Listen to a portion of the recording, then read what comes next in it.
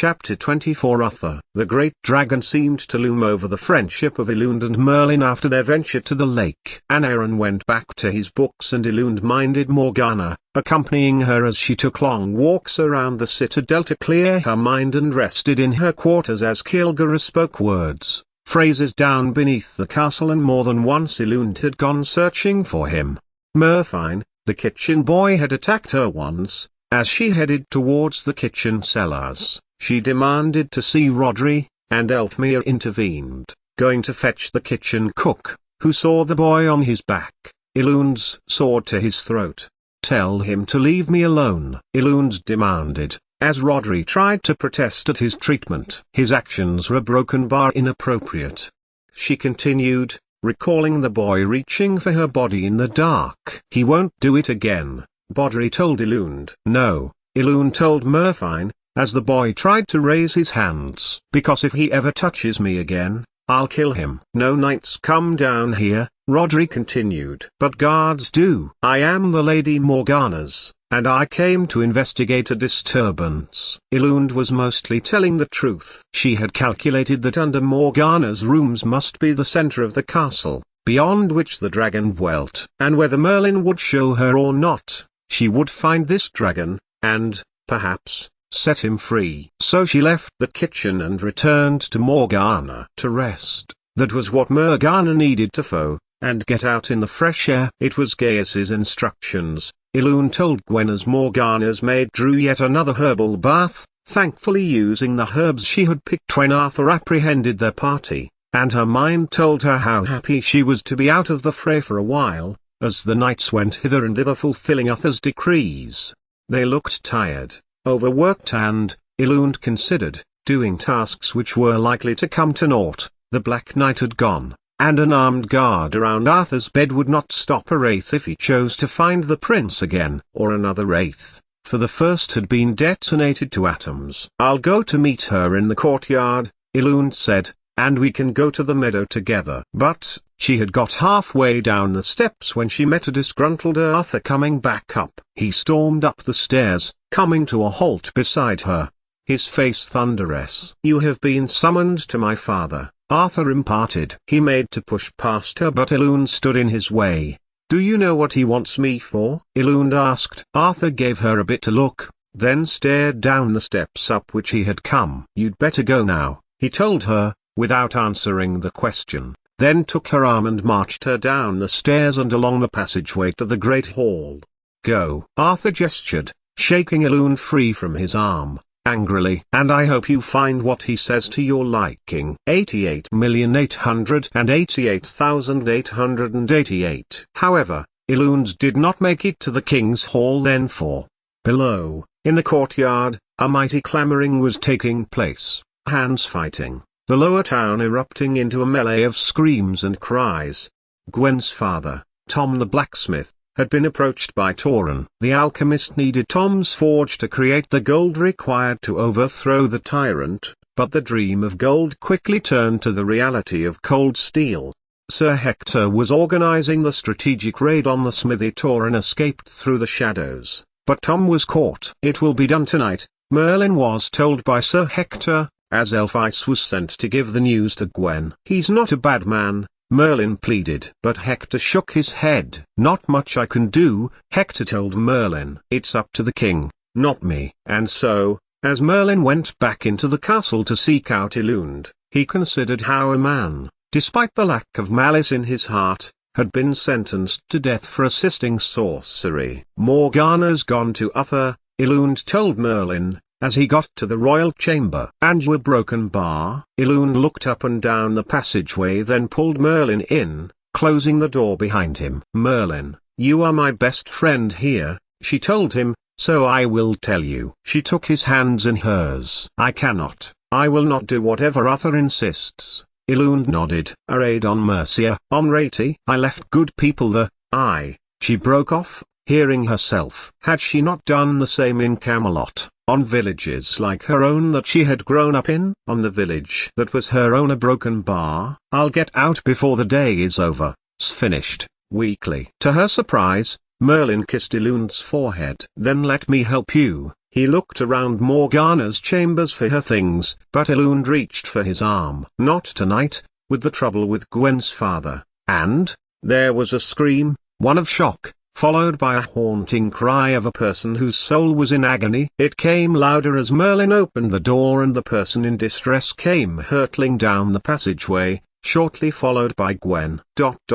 He would not let me say it, came another voice. Morgana stormed close behind Gwen, sweeping the maid up in her wake. She barged past Merlin and threw her cloak onto the bed, before turning back to Gwen, who was shaking with grief, and closed her arms around her.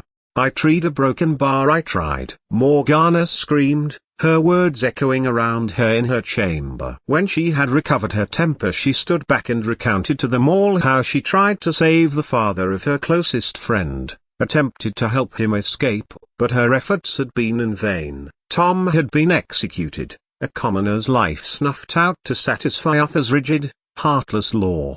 It was then the lady saw the guards at the door. Hector stepped to Elund, hand on her shoulder. "And what, pray, has she done?" Morgana demanded, angrily. "You cannot arrest a guard if they have done nothing." But Elund shook her head. "Let's all hear what the king has to say." She told them all. "And be to my own liking, as Arthur has said." But it wouldn't be, and it wasn't. While the blood drained from her face, it was worse than ever Elund could imagine. 88,888,888. Morgana stormed ahead of everyone, her shoes tapping across the flagstones. She hesitated when she saw Arthur, head bent, leaning against his hand, as if in grief. Her father, unbeknownst to her as such, sat up suddenly, and pointed a finger at her. "Wait. I only have but to stand beside your guard and proclaim that we're to marry. Then you may speak to me. But, hear this, you will address me with the manners you were brought up with, not as a howling Irish binsaich." To her horror, Elund was jostled forward, a guard on each of her shoulders. She scowled at Gareth and Elphys, both of whom she could best, probably both at the same time, but she did not wish her comrades, former comrades, to be punished for her. Elund stood before Arthur, knowing that she would escape the moment she could. A glance at Morgana and she knew likely that the lady would help her. Marry? Elund's blood ran cold. Of all she could think that Arthur could say, she did not expect that. Elund stood before the king of Camelot. As he sat, still on the throne. 10 minutes later, she was shaking at the suffocating decree echoing through the vaulted halls. It wasn't the Saxons at the gate this time, but the cold, calculating mind of Arthur Pendragon, whose obsession with order had begun to take on a predatory, alchemical quality. The Logrlands, he explained to Elund, fertile and strategically vital, had long been a source of contention. "And so, the court is assembled," Arthur went on. Arthur, flanked by Merlin, visibly shaken, standing by the throne of his fathers. "The safety of Camelot is my primary concern," Arthur announced, his voice like iron grinding on stone. "To secure Logrlands and bring the Mercen border under the protection of the Pendragon crown, I have decided to take a second wife, a woman whose blood carries the ancient rights to those territories." He looked directly at Elund. "Elund of Rati, known here as Aeled. By marrying the king, you will cease to be a foundling or a disgraced guard. You will be the queen who brings peace to the east." The silence that followed was deafening. Arthur stepped forward, his face a mask of horrified disbelief, his words telling Elund that he, too, was shocked at Arthur's decree. "Father, you cannot be serious." "She is. She is a girl of the people. You yourself stripped her of her rank. And I am restoring her to a rank higher than any she could have dreamed of," Arthur snapped. "It is a political necessity, Arthur. One you would understand if you weren't so distracted by your own sentiments." In the corner of the hall, Morgana watched the betrothal ceremony. As a bishop from Dyfed spoke over them both, Elund saw her knuckles whiten as she gripped the silk of her dress skirt. It was a trap built on old laws, that the neighboring land's noblewoman could be married to the king or lord of another if they had been resident in the other kingdom, for it was seen as a symbol that the noblewoman was fleeing her land and seeking sanctuary. Elund was, as Arthur knew, the daughter, though illegitimate, of Bayard, and mercy neighboured Camelot. That she was a warrior and had fought against Camelot was irrelevant. Arthur was expansionist and ruthless. It was a trap built on the laws one generation old in the realm, identical to those which had just claimed Tom the blacksmith's life. Morgana saw Eluned's face, pale and defiant, and felt a surge of cold, prophetic rage, and a voice in her mind, ancient as the rivers and mountains of Britain. For Arthur had spoken of the spirit realm, which dwelt within Morgana and would give her her power. You would marry a girl you called a spy only a month ago? Morgana's voice rang out, sharp with mockery, as Arthur took Eluned's unwilling hand. Is the crown so heavy, Arthur, that you must use a child to prop it up? Silence, Morgana, Arthur warned, fixing her with an icy stare. Eluned looked at Arthur. The energy between them was no longer just acerbic barbs, she saw sorrow. His father, who had executed a band of druids in the far north of Camelot just that morning, would do anything to feed the expansionism of the kingdom. He was no better than Bayard, or Odin, and it made her adore his future king self. For Eluned knew Arthur wanted better for Camelot than execution of its citizens and forced marriages to claim land. I will not marry you, Eluned said, as the bishop stepped away. You have no choice, Arthur replied coldly. The wedding is set. Guards, escort the Lady Eluned to her new quarters. 88,888,888. That night, behind the very same bars that had held Arthur when he had defied Arthur over the mortuous flower, Eluned sat. As a so-called lady, this was far from a grand chamber. Sirs Leon and Gwaine stood outside, for Arthur knew well her might. Marry Arthur a broken bar? Be Arthur's stepmother? She shook her head, pacing the dank, stone floor. Queen Eluned of Camelot, she mocked, in her mind. Only a person through whom to claim land, maybe, or as a vessel for another child. If she bore a son, he would be a challenge to Arthur. No, she would not allow it. Arthur embodied all things Arthur was not. He was unfair, and unjust. He was avaricious and acquisitive. Arthur planned a new land run on justice and a mind to the people. No, she would not marry him, and would take every opportunity to make her escape, for she would take no part in all of that. As the moon began to set, and Eluned sat on the cold floor of the cell, she saw a figure at the gate. It opened the door of the cell and held the gate. Instinct made her reach for her sword, but she grasped at nothing, part of her mind remembering how it had been taken from her as a treasure of Camelot. A Cymric-made sword, yes, but it had been Lancelot's, and then hers. Arthur had no claim to it. Arthur stood before her, his eyes everywhere but her face. As the moonlight shone on them both, Eluned got to her feet, standing before the prince. She made to touch his hand, but he jerked away as if her touch would burn him. Arthur, Eluned half whispered. I can't stop him, Arthur whispered back, his voice cracking. He's the king. If I draw a sword against him, I lose the throne, and the kingdom falls to the Saxons. Then don't stop him,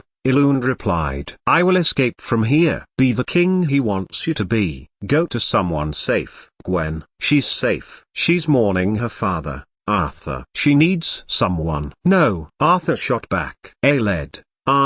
A broken bar. Gwen a broken bar. I'm a Saxon bastard, Eluned interrupted. Maybe this is my penance, maybe the best I can expect. With an action that shocked them both, Arthur pulled Eluned into a fierce embrace. It lasted for a second, the heat from his body permeating the cold of her own, before Arthur stepped away. I will not have him touch you, he declared. Then let me escape, Eluned suggested. You only have to push open the gate and I will do the rest. Arthur stepped back, and acquiesced, holding the gate of the prison cell open wide, daring her to make good on her threat. Eluned did not move. They both knew the guards would be punished, executed perhaps, and Leon and Gwaine exiled from Camelot in disgrace. Outside, the wind howled through the battlements of Camelot Castle. As they both stood in silence, Arthur then locked the door with a finality that echoed in the very marrow of the stone. He didn't look like a prince then, but a warrior just like her. Go, when you can, he nodded. You passed the test. You are loyal to Camelot before your own self. He nodded. I will think of something. he added. Not before I do, Elund countered. You think I can't get myself out of marriage proposals? Arthur looked deliberately around him, then back to Elund, his eyes merry with amusement. I think you would take it as far as it would go.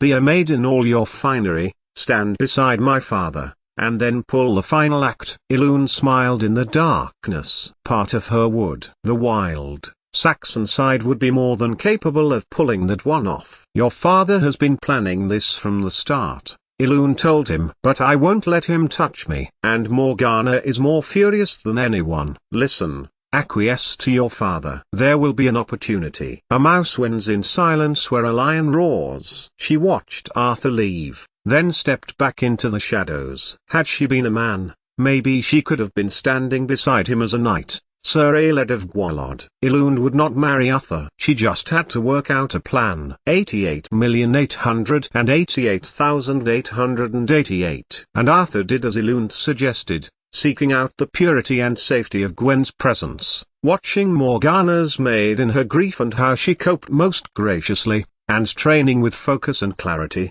ignoring Leon and Gwen's subtle asides about his presence in the dungeon whenever one of the knights had a duty to guard her. Prisoners have freedoms that those at liberty do not know, came a voice in Elund's mind as, one night, Merlin seemed to have evaded the sight of Sirs Leon and Hector.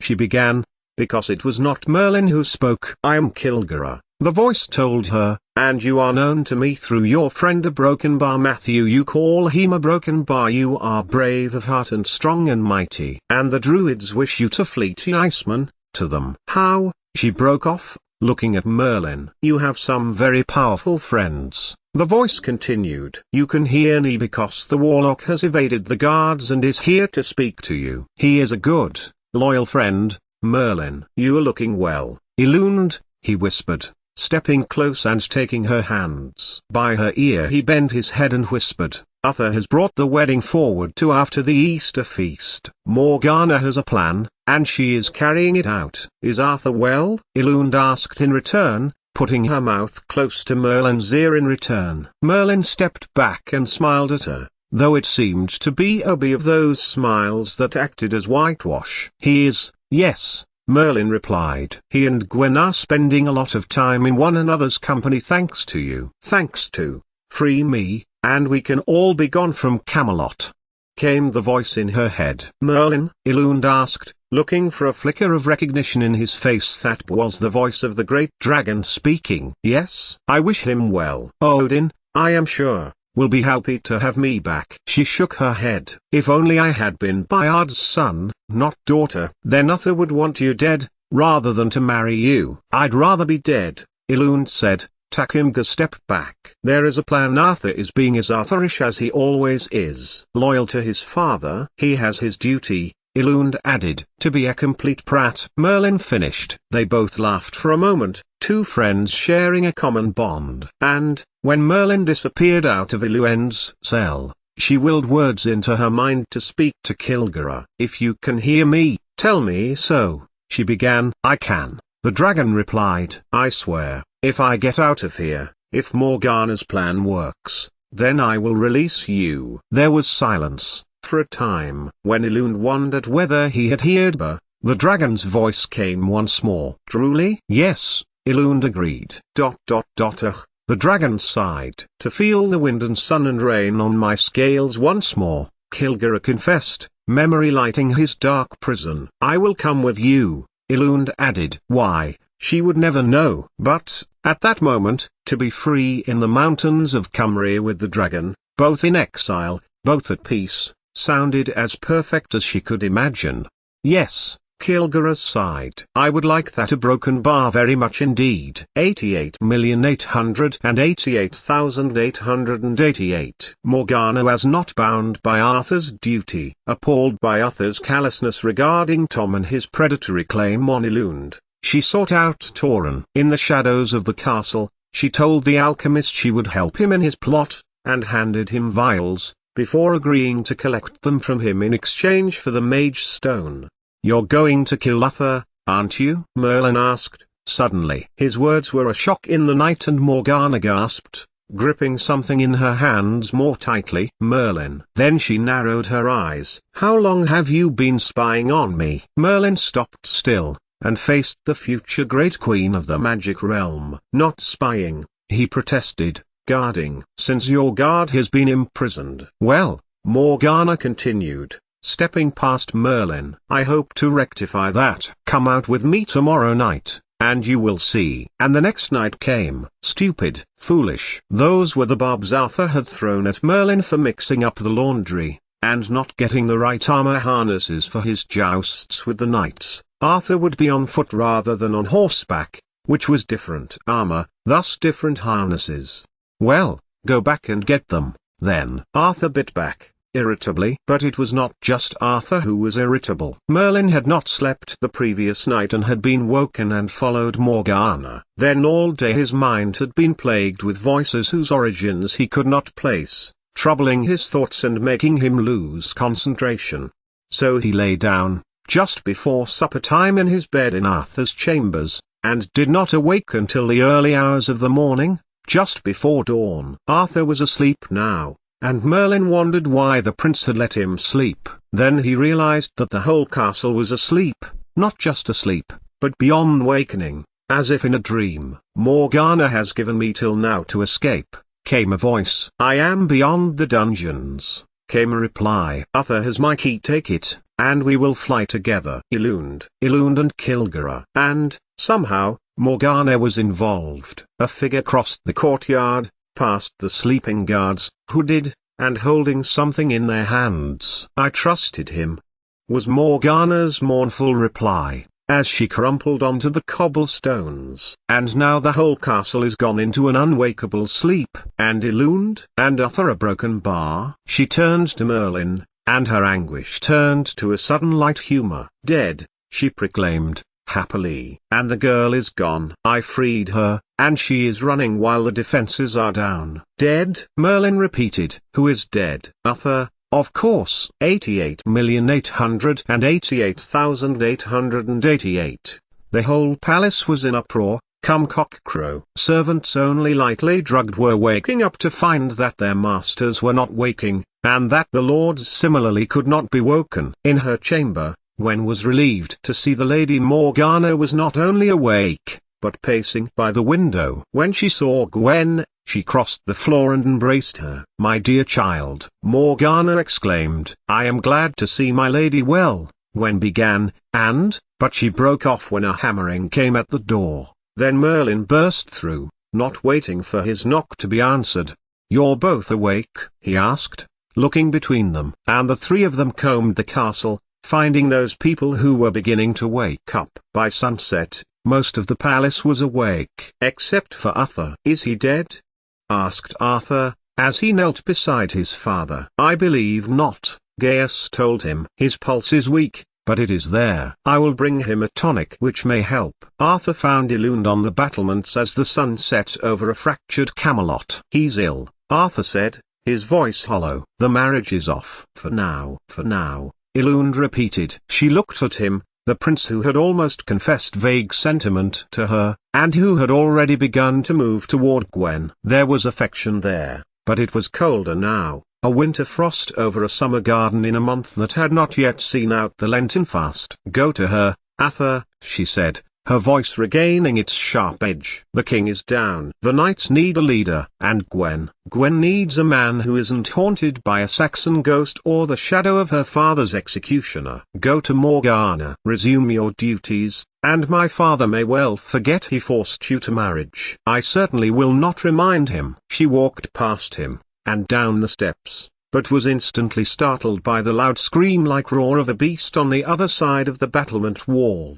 It rose into the air and seemed to fill the sky with its almighty wingspan, before looping, and making to dive into the central courtyard. Below them, people screamed, carts and goods scattered as people fled. Elund stepped back and held her arms open protectively, putting herself between the threat and the prince. Kilgara hovered before her for a moment, seeming to consider her face. Your word is your bond, female human, he told Elund, in her mind. Now, come with me for your own safety. No, Elund replied. You are free to go. great dragon. But I would be with the prince. You have feelings for him, of loyalty, of what he will become. I feel there is good in him, there is right, and he will allow those of magical culture to flourish. I fear you are wrong, little human, he told Elund. Men run this land like ants on a hillside, fighting and swarming. This one will be no different. Kilgore HMPH'd his disapproval. I will be at Erie when you change your mind, though.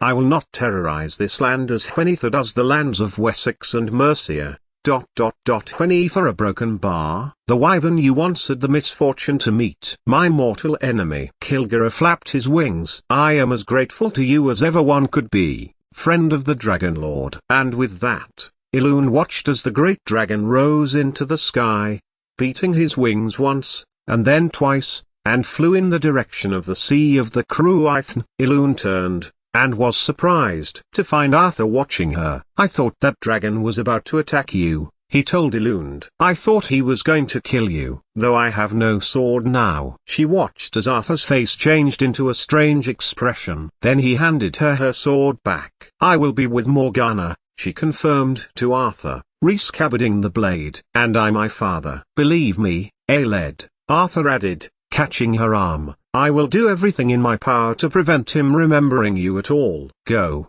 be Aeled, watch Morgana. With a nod, Elund stepped past the man she would one day love above all others, and got down as far as the courtyard, which was still in chaos from the impending dragon attack. It hadn't taken much. Once she had got past the guards and out of her cell, it was just a matter of getting back through the kitchens and down into the cellar and beyond. The key to Kilgore's chains were not, as it turned out, were within reach of the bars that held the dragon. A cruel move. But she had opened the gate and let the dragon out, then climbed back up to the battlements. Now, she was on her way to Morgana's rooms, but was waylaid in her traverse by Merlin. He took her to one side, and narrowed his eyes. You let the dragon out. You are the Dragon Lord. After a moment, he let go of her arm. Elund turned, then turned back. Whatever you did to help, to get me free, I am grateful, she told her friend. I could do nothing, Merlin told her. Though I tried. A great sickness descended across the castle. People are only just recovering. And the king? Merlin waited a heartbeat before answering. Will wake soon, Gaius says. And will have no memory of the last few months. He watched Elund sigh, visibly. He had confronted Morgana, who insisted that Arthur had had the same sleeping draught as everyone. However, he did not quite believe that, especially when he found a vial quite different to the one that contained the sleeping draught was quite different. She had tried to kill him, but the sleeping draught had somehow negated its efficacy. Elund nodded to the Dragon Lord, and Merlin watched her go up the stairs, and return to her place as Morgana's guard.